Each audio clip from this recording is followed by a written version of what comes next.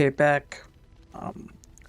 Had to re-give the gifts and stuff. Next conversation with Alistair, he'll ask about her companions. So I won't talk to Alistair anymore until I have the next. I don't know if he talks about Shale, the DLC character, but I do know he does talk about uh, one of the other ones. See if I can talk just then. Yes. I have a question. I am hardly surprised. Why did you come to Ferelden? To answer a question. What was the question? The Arishok asked what is the Blight. By his curiosity, I am now here. Don't you have to report back then? Yes. What are you still doing here then? I cannot go home. Why not? It doesn't matter now. Can we move on? We keep the dark spawn waiting. Want to discuss something you Speak, mentioned? then. That's it. Then I suggest... I need more paintings for the man. La Leona. Something I can help with? Talk to you about something? Yes? What's on your mind? I don't want to ask about stories. I think I did hear about the shoes. I'll give her the shoes. She doesn't comment on them. She does comment on the flower. Oh! I think we learned Something about I that can help too. with? I'll give it to her. Just let's see. Oh, yeah, that's me. Liliana. Flowers? Thank you. They're very pretty. Smell them. These were her favorite. I haven't seen these in such a long time. They smell just like Mother used to. Thank you. Thank you so much for remembering. It's kind of hard to remember what conversations I had with who and about what, because as I mentioned, I was playing it off screen. Mostly just to make sure all the mods I have downloaded didn't create some kind of game-breaking thing. What do you wish of me? I'd like to ask something. If you must. Or have you ever been hunted by the Chantry? My mother has been hunted from time to time, yes, by Templar fools like Alistair, which should tell you how successful they generally were. Flemeth made a bit of a game of it, in fact. The Templars would come again, and she would look at me and smile and say that the fun was to begin once more. I feel sorry for the Templars. They came with as much swagger and arrogance as they did self-righteousness.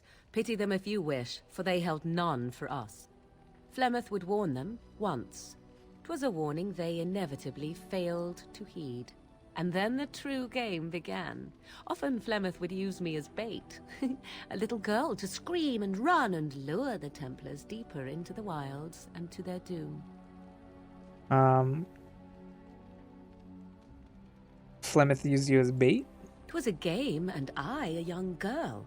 If I didn't get to play, I would have been very upset. Thankfully, the wilds is a vast place. Once they found us, Flemeth would simply move us elsewhere, and we would be lost within the forest once again. I did not understand the danger we faced until I was much older. I had never heard of apostates or maleficarum.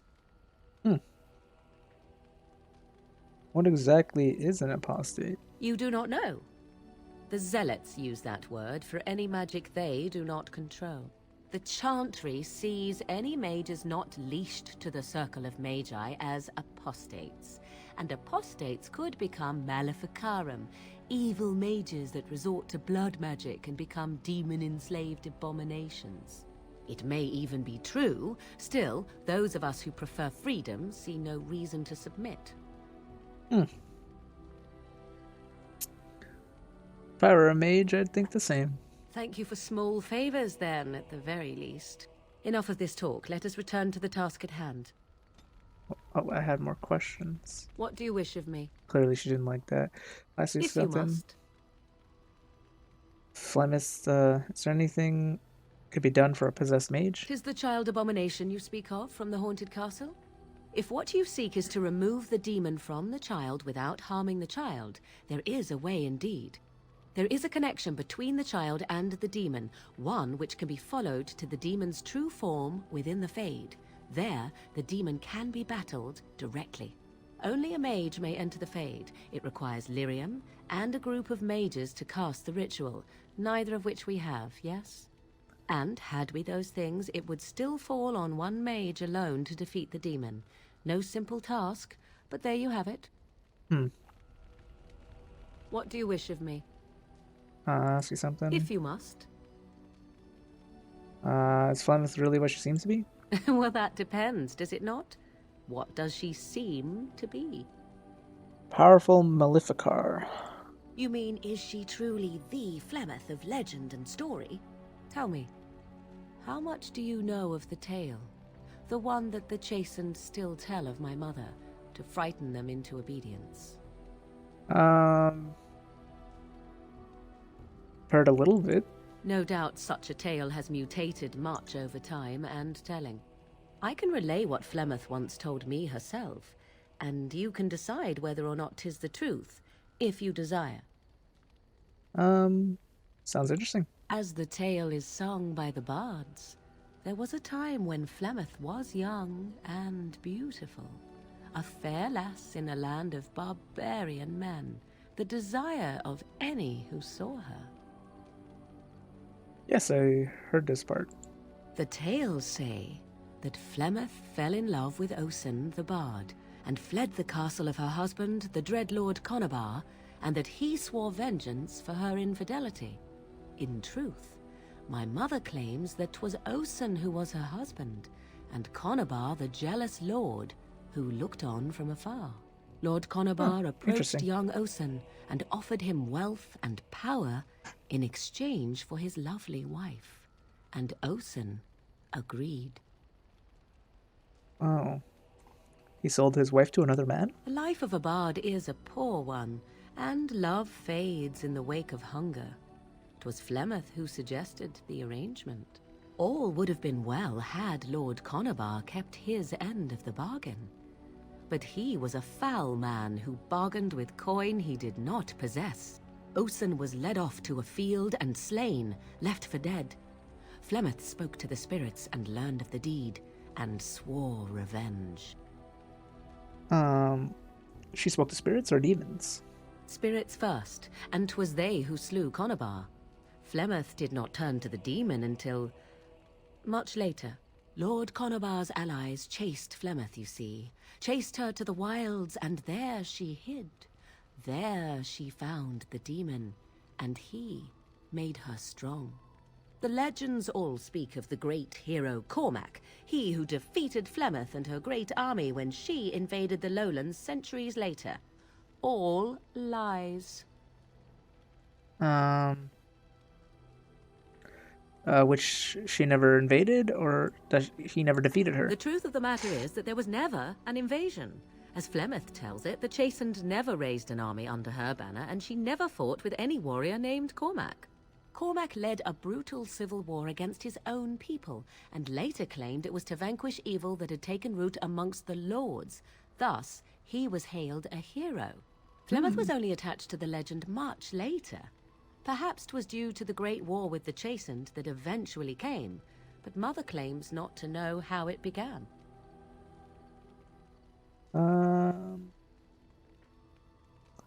Do you believe her version? I do not believe everything that Flemeth claims. Oft it seems her bitterness has colored her memories. But on the whole, yes, I believe this tale, if not all.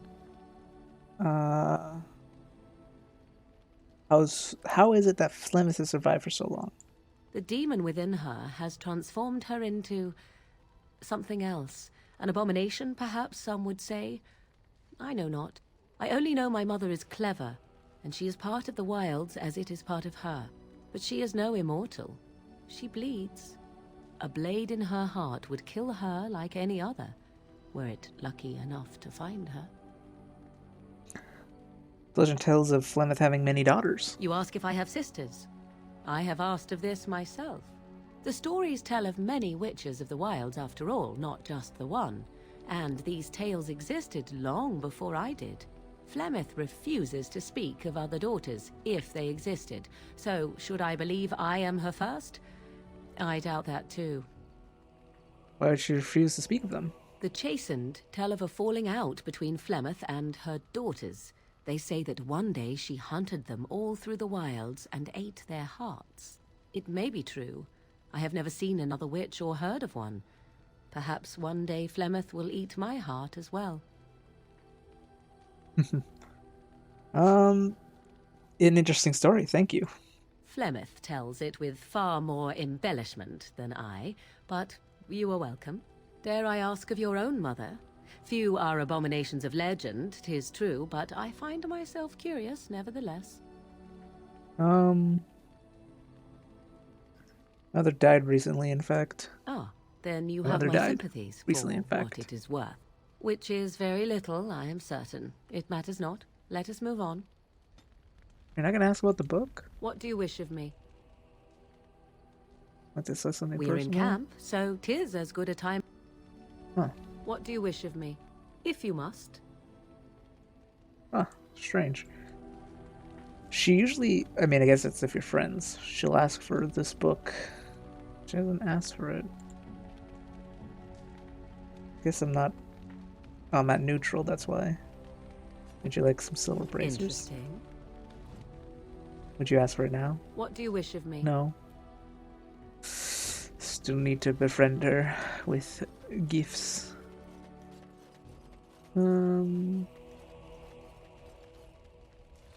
Guess I could talk to Wynne. Since she's our new companion. Oh, it's been a long day. Rest would be welcome. Yes, you should get. Are you all right? Yes, of course. I am just a little weary. As you may have noticed, I'm no spring chicken. You're very spry for your age, though. Thank you. You're very kind to say so. But in all honesty, I do not know how many years I have left in me. I have lived for such a long time, but there is always something else to do. And I have to keep going in order to do it. I think I will be glad when I am done. Not sure you'll be kicking around for years yet. Oh, I don't know. I really don't. Have you encountered many abominations, apart from the ones in the Circle Tower? Well, there was Connor. Ah, yes, Connor, of course. The first time I saw an abomination, my blood turned to ice. It was months before the nightmares stopped. It was the knowledge that I could easily become one of them that frightened me the most. You're a great mage, and you would never become an abomination. Every mage is vulnerable, no matter how accomplished or powerful. That is the first thing we learn, and overconfidence can lead to recklessness. One slip. All it takes is one slip, and everything you are is simply gone. Replaced by madness. And there is no turning back, or at least that's what they say. Yeah, you have doubts? Of late, I have begun to wonder if there is any way an abomination can be cured. Or if a mage could be so possessed and still retain their sanity, their humanity. If one retains one's humanity, one is not an abomination. Yes, it is madness and cruelty that define abominations. If those are lacking, if the mage remembers the person they truly are, then they are not an abomination. I never saw that. Thank you for showing me another way of looking at it. So, tell me, how did you become a Grey Warden? Arl Howe massacred my family. Duncan helped me escape. Arl Rendon Howe? The Arl of Amaranthine? Why would he do such a thing to you? I am the daughter of Bryce Kuzlin, Terran of Highover. You are the last of the Kuzlins? I had no idea. My lady? I always took my family and our name for granted. There is nothing I can say to ease your pain. I am sorry. Take heart, dear friend. You survived, even when you were not expected to. We do not know yet what lies in store for you, or the name you carry. It is not so bad, is it, being a Grey Warden? Just wish my house did not have to fall. Sometimes it gives me comfort to think that everything will end up the way it's supposed to. That it will be all right. You were chosen. You survived the joining when others did not. Perhaps it was meant to be. I must ask, what does being a Grey Warden mean to you?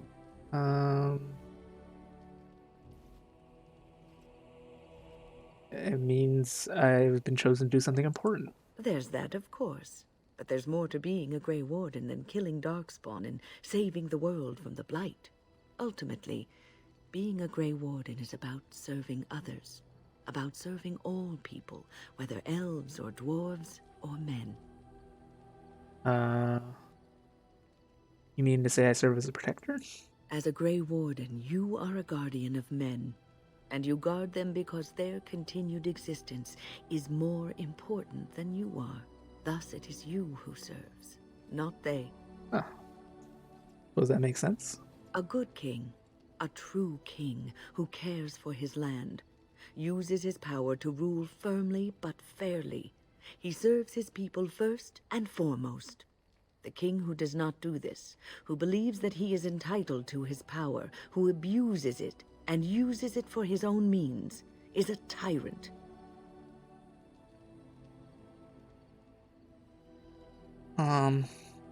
So in a way, having power confines you. If you live apart from others, and your actions affect only you, then you may do as you wish.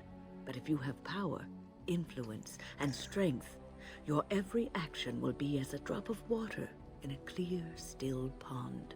The drop causes ripples, and ripples spread. Think of how far they will go, how wide they will become, how will they affect the pond. But I've lectured enough for today. I should stop before I wear out my welcome. I just want to see... What's on your mind? Okay, there we go. Now I can actually ask her about all this stuff. It is no trouble. Actually, I'll ask her if she feels better. What's on your mind? Are you feeling better now? Oh, yes, and thank you for asking. I'm feeling much better today.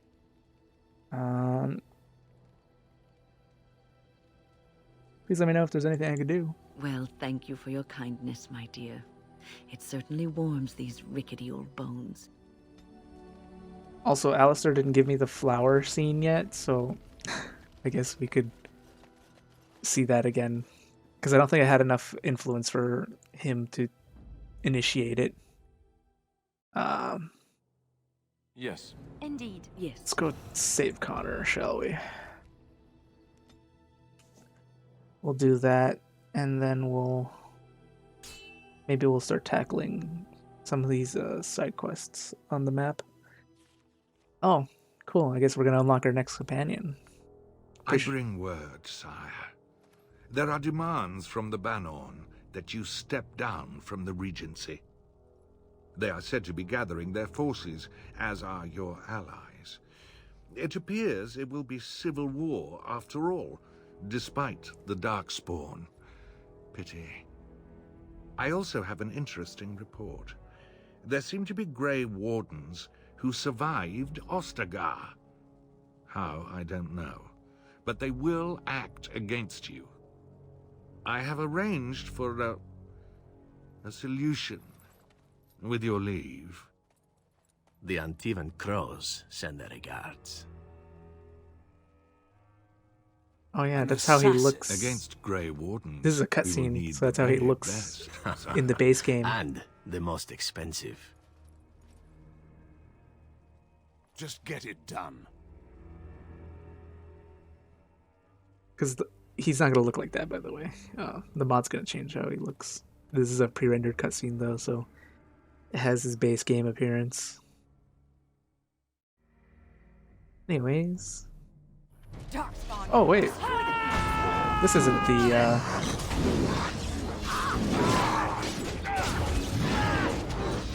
This is another thing.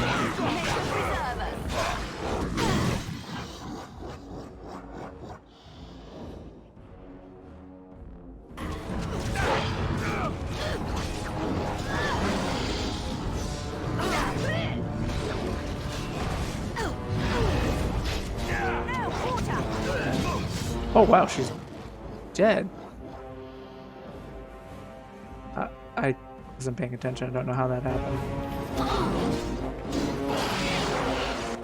Everyone drink a potion, though.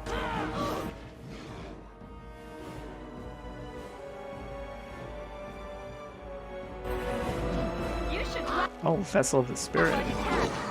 Oh, was that... Okay, it might have been staged. No. She tried.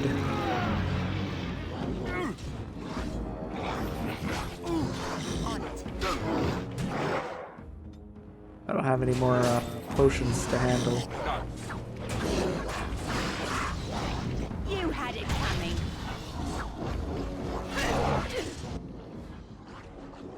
Time for a little clean. Right then. You should be easy enough.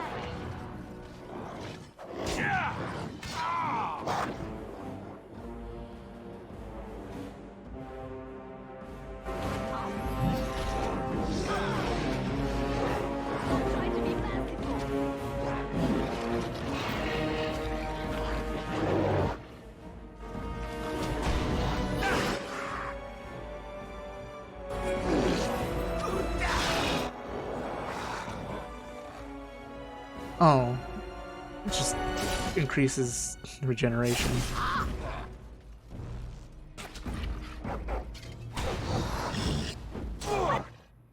Little friend. I can see why. You I should make my way to the Dalish. They have, I think they have infinite elf fruit for sale, so we could buy a bunch and make a bunch of potions.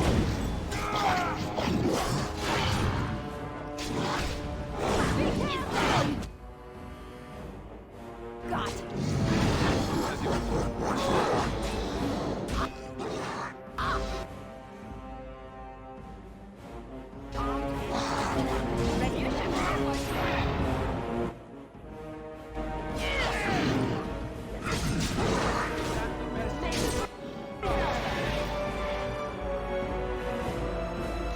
Right ahead.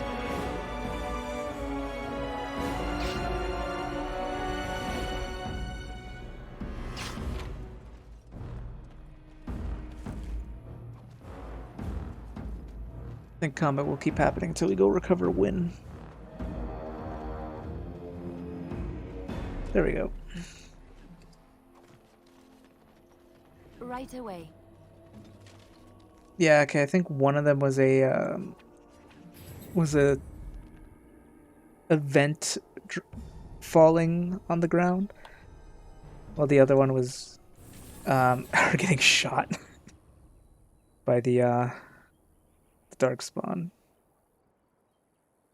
Let's bring this up to 31, and then we'll start dumping stats in other spots. Requires level 12. Shield tactics. Can no longer be backstabbed. Okay. Kind of sucks that the dog hit both traps. Like, Let's get started. it's like so ridiculous that he managed to get On it. down twice. So he wasn't able to help us because we almost, the main character almost dropped.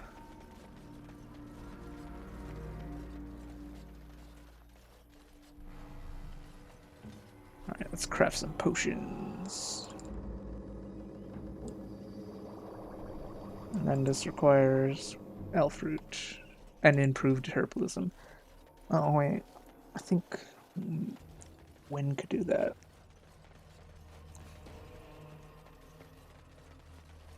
Because we do have those supplies for that.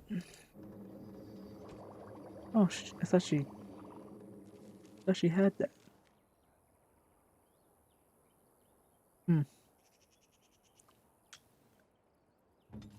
Someone has it. I know that for a fact.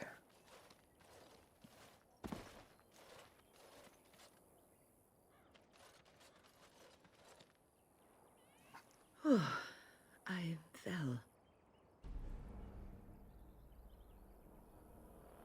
Are you alright? For a moment there, I thought it was all over. The fight's over, if that's what you mean. No, I thought I was. I will explain everything when we are back at camp. Now is not the time. Spooky.